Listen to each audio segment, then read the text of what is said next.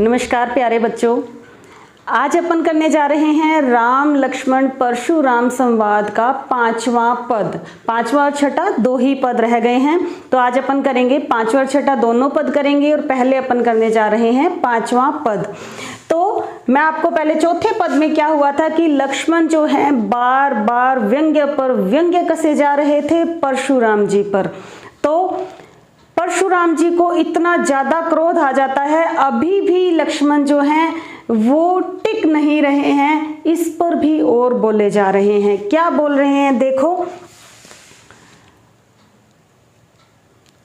तुम हो तो कालू हाँक जनु लावा, बार बार मोहि लागे बुलावा।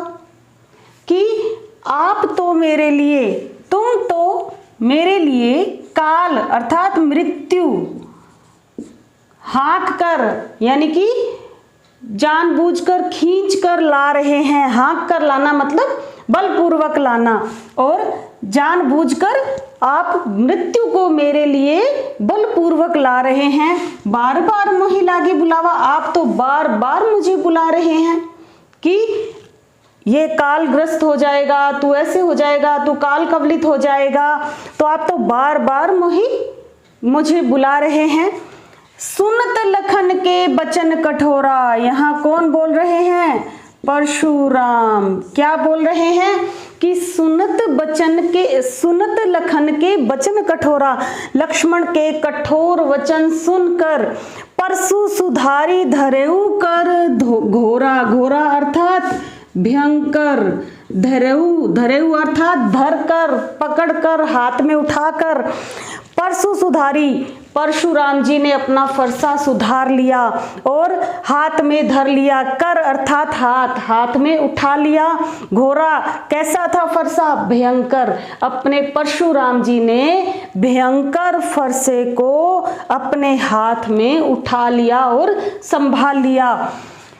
अब जनी देऊ देई दोसु मोहि लोगु, अब लोग जो जितने भी लोग यहाँ बैठे हैं मुझे दोष मत देना। अब जनी देई, अब दोष, दोसु अर्थात दोष, मोहि लोगु, जितने भी लोग यहाँ बैठे हैं वो मुझे दोष मत देना। कटुवादी बालकु बद जोगु, कटुवादी कटु वचन बोलने वाला, बालकु बालक यानी कि लक्ष्मण, बद जोगु मारने योग्य है, वध करने योग्य है। कि ये जो कटु वचन, कड़वे वचन बोलने वाला जो बालक है ये वध करने योग्य है। बाल बिलो की बहुत में बांचा, बालक समझकर, बांचा अर्थात समझकर, बाल बिलो की बालक समझकर मैंने इसे बहुत ही छूट दे दी।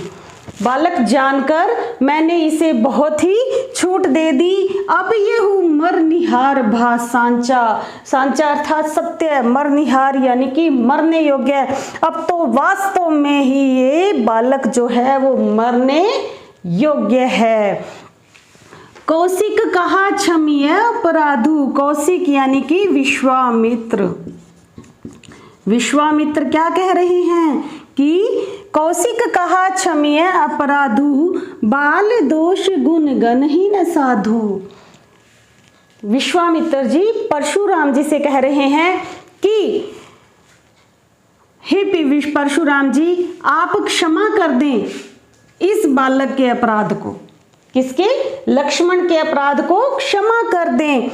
बाल दोष गुण गण ही न साधु, बालकों के दोष और गुण को गण ही गिनते नहीं हैं साधु लोग। कि विश्वामित्र क्या कह रहे हैं कि जो साधु लोग होते हैं वो बालकों के गुण दोष को थोड़ी गिनते हैं, आप इसे माफ कर दीजिए।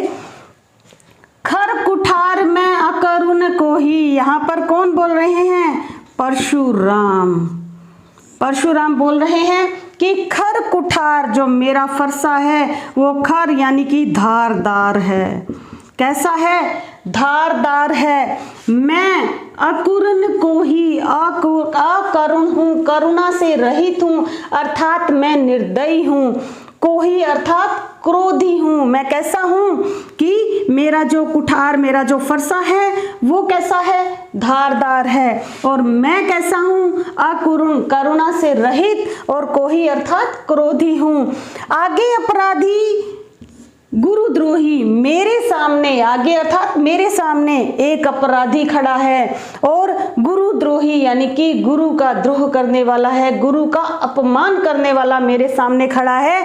मैं उसे कैसे छोड़ दूं कि गुरु का अपमान करने वाला एक अपराधी मेरे सामने खड़ा है। उत्तर देत छोड़ू बिनु मारी, ये तो उत्तर पर उत्तर देता जा रहा है और मैंने इसे छोड़ दिया बिना मारे ही, कि ये तो उत्तर पर उत्तर देता जा रहा है, मैंने इसे बिना मारे ही छोड़ दिया है। केवल कौशिक शील तुम्हारे, किस लिए छोड़ दिया है, केवल कौशिक, हे विश्वामित्र, आपके शील, तुम्हारे शील स्वभाव के कारण मैंने इसे छोड़ दिया है। न तो यही काटी कुठार कठोरे, नहीं तो ये मेरे कठोर कुल्हाड़े से यानी कि कठोर फरसे से काट दिया जाता।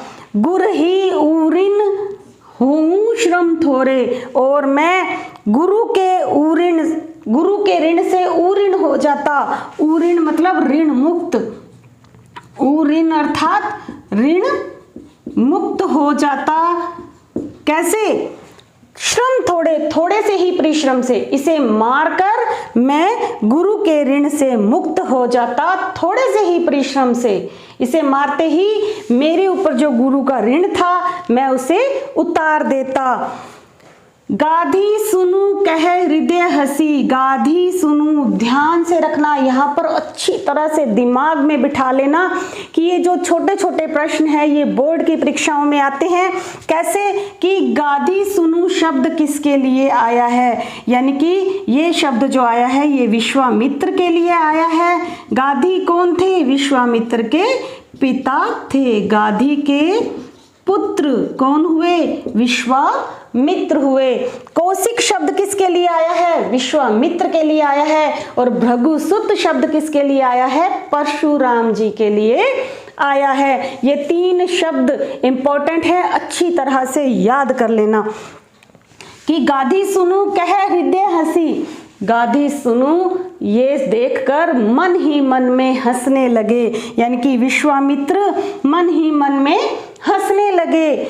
मुनि ही हरियर सूझ, कि इस मुनि को तो हरा ही हरा सूझ रहा है, आज गर्मी कुछ ज्यादा है, कि इस मुनि को हरियरी सूझ, हरा ही हरा सूझ रहा है चारों तरफ, यानी कि वास्तविकता का इनको कोई पता नहीं है कि लक्ष्मण और राम किस मिट्टी के बने हुए हैं। देखें अच्छी तरह से समझना इस लाइन को। आए मय खांड न ऊख मय, अजहू न बूझ अबूझ, कि आए मय अर्थात लोहा, किसके बने हुए हैं, ये लोहे के बने हुए हैं।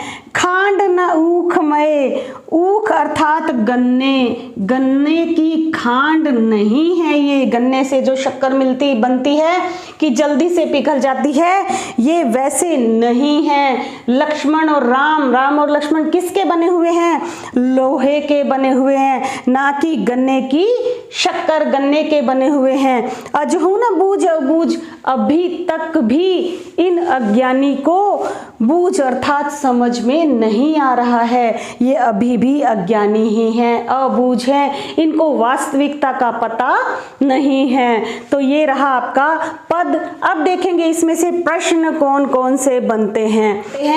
पहला प्रश्न देखो कि परशुराम जी लक्ष्मण के कड़वे वचन बोलने पर परशुराम जी ने क्या कहा। परशुराम जी ने अपने फरसे को सुधार लिया और कहा कि यह बालक तो मरने योग्य ही है, बहुत बार मैंने इसे बालक समझकर छोड़ दिया है, लेकिन अब तो इसे मारना ही पड़ेगा, वास्तव में इसे मारना ही पड़ेगा, ये परशुराम जी ने कहा। अब परशुराम जी के क्रोध पर विश्वामित्र जी ने परशुराम जी से क्या कहा? प्रश्न देखें कि विश्वामित्र जी ने परशुराम जी का क्रोध शांत करने के लिए क्या कहा कि विश्वामित्र जी ने कहा कि बालकों के जो गुण दोष होते हैं उन्हें साधु लोग गिनते नहीं हैं, आप तो बड़े हैं, इसे बालक समझकर क्षमा कर दीजिए। अब देखें, अब ये प्रश्न बन सकता है कि गाधी सुनु शब्द किसके लिए आया है? ध्यान रखना, विश्वामित्र के लिए। यहां लिख देती हूं गाधी सुनु, यानी कि गाधी के पुत्र किसके लिए आया है? ये विश्वामित्र के लिए। और कौशिक शब्द किसके लिए आया है? विश्वामित्र के लिए। और भृगुसुत किसके लिए आया है? परशुराम के लिए। ये अच्छी तरह से ध्यान में रख लेना। अब देखें, मुनि हरिहरे सूझ, अगला प्रश्न क्या बन सकता है कि मुनि हरिहरे सूझ से क्या तात्पर्य है? अर्थात वास्तविकता पर ध्यान न देना, वास्तविकता पर ध्यान न देना, यानी कि जैसा हम अपने मन में, यानी कि हरा ही हरा सूझना, चारों तरफ हरियाली ही हरियाली, जैसे हमारे मन में आशा है वैसा ही परिणाम सोचना, यानी कि वास्तविकता पर ध्यान ना देना। क्यों? क्योंकि परशुराम जी को वास्तविकता का पता नहीं था कि जो राम और लक्ष्मण हैं वो लोहे के बने हुए हैं, धारदार हथियार इनके पास हैं, और ना कि ये गन्ने की खांड है, यानी कि गन्ने से ईख से ये नहीं बने हुए, गन्ने की शक्कर से ये नहीं बने हुए, ये किसके बने हुए हैं? ये लोहे के बने हुए हैं। इसलिए मुनि को, यानी कि परशुराम को हरा ही हरा सूझ रहा है। तो अब चलेंगे अगले पद पर। अगला पद देखें क्या होता है। कहेऊ लखन मुनि सीलू तुम्हारा, कौन ही जान विदित संसारा। कौन बोल रहे हैं? लक्ष्मण। देखें, व्यंग्य पर व्यंग्य कस रहे हैं, व्यंग्य बाण छोड़ रहे हैं लक्ष्मण की। लक्ष्मण कहते हैं कि मुनि, हे मुनि, सीलू तुम्हारा शील स्वभाव तो सब जानते हैं। कौन ही जान विदित संसारा, कौन नहीं जानता इस संसार में आपके शील स्वभाव को सब जानते हैं। ये भी एक व्यंग्य ही है।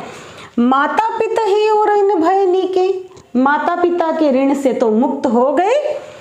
गुरु ऋण रहा सोच बड़ जी के, अब गुरु का ऋण आपके सिर पर है तो उस पर आपको बड़ा सोच हो रहा है। इससे पहले वाले पद में था ना कि गुरु के ऋण से मुक्त हो जाऊंगा इसे मारकर, तो लक्ष्मण क्या कह रहे हैं कि माता पिता के ऋण से तो मुक्त हो गए, ऊ ऋण हो गए, गुरु का ऋण जो सिर पर है उस पर बड़ा आपको सोच हो रहा है। सोजनो हमरे ही माथे काटा, वो भी हमारे ही माथे निकाल दिया।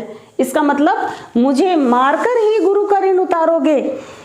दिन चली गए ब्याज बढ़ बढ़ा, और अब दिन पर दिन बढ़ते जा रहे हैं तो ब्याज भी बढ़ता जा रहा है। देखें, हद कर दी है लक्ष्मण जी ने व्यंग्य कसने की कि गुरु का ऋण जो बाकी है वो मेरे ही माथे निकाल दिया, और दिन बढ़ गए तो ब्याज भी बढ़ गया होगा। तो ठीक है, फिर अब आनिए व्यवहारिया बोली, ऐसा करो। व्यवहारिया अर्थात हिसाब किताब करने वाला, जो बढ़िया होता है ना हिसाब किताब करने वाला, ऐसा करो कि हिसाब किताब करने वाले को बुला लो। तुरंत देऊं मैं थैली खोली, मैं अपनी थैली खोलकर दे दूंगा, ये लो जो करना है कर लो। लक्ष्मण कह रहे हैं कि मैं अपनी थैली खोलकर दे दूंगा कि जो ऋण उतारना है उतार लो। सुनी कटु वचन कुठार सुधारा, ऐसा सुनकर कड़वे वचन किसके? लक्ष्मण के। कुठार सुधारा, परशुराम जी ने अपना फरसा सुधार लिया। हाय हाय सब सभा पुकारा, सारी सभा ने हाय हाय पुकारा, यानी कि सारी सभा में हाय हाय मच गई कि लक्ष्मण को ऐसा नहीं बोलना चाहिए। भृगुबर परसु दिखावहु मोही, वापस लक्ष्मण बोल रहे हैं यहाँ पर कि भृगुबर, मैंने आपको अभी बताया था भृगुबर किसके लिए आया है, परशुराम जी के लिए, कि परशुराम जी अपना फरसा दिखा रहे हैं मुझे बार बार अपना फरसा दिखा रहे हैं। विप्र विचारी बचो नृपद्रोही, ब्राह्मण विचार कर, विचारी मतलब जानकर, ब्राह्मण जानकर, मैं अभी तक बचो नृपद्रोही, जो क्षत्रियों के, सुने ध्यान से सुने, कि जो क्षत्रिय, नृप मतलब राजाओं के द्रोही हैं, जो राजाओं के शत्रु हैं। कौन है राजाओं के शत्रु?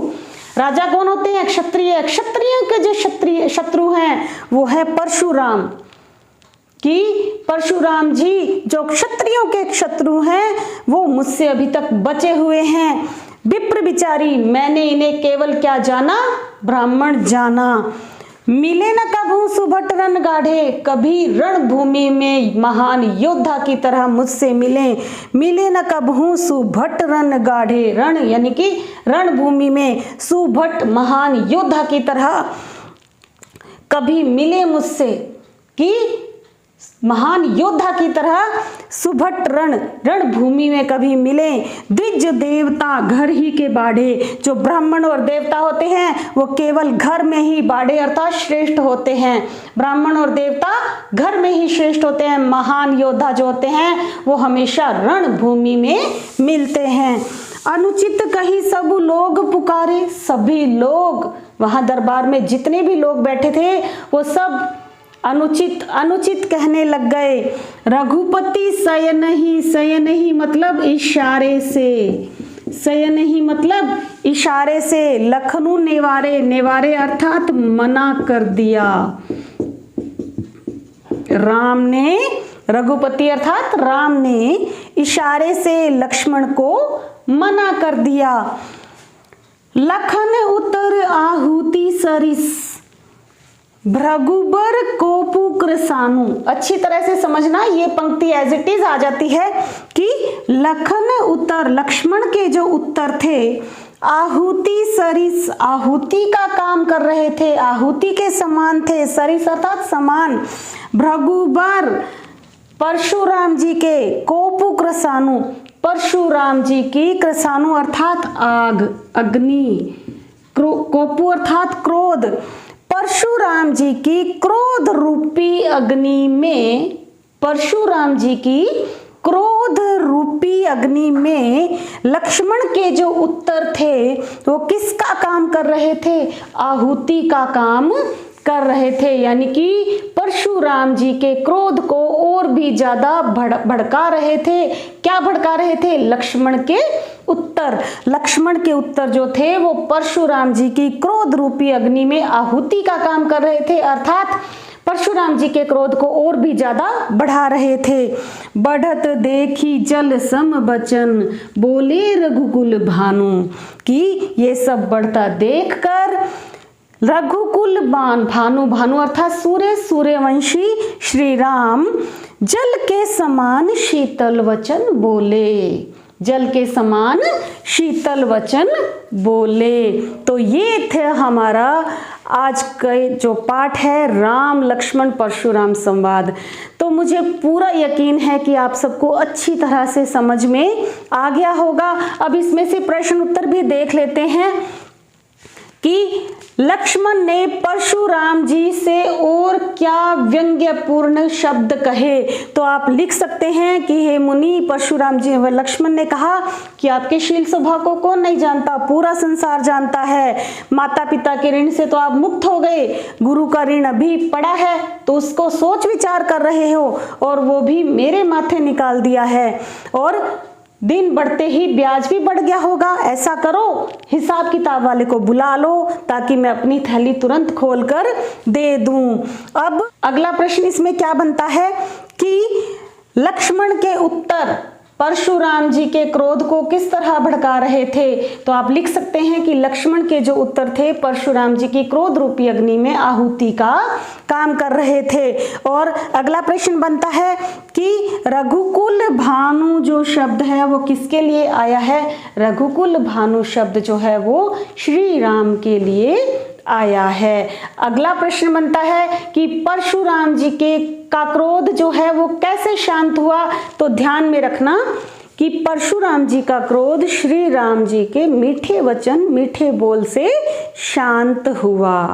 तो इस पाठ का सार यही निकलता है कि हमें हमेशा मीठे वचन ही बोलने चाहिए।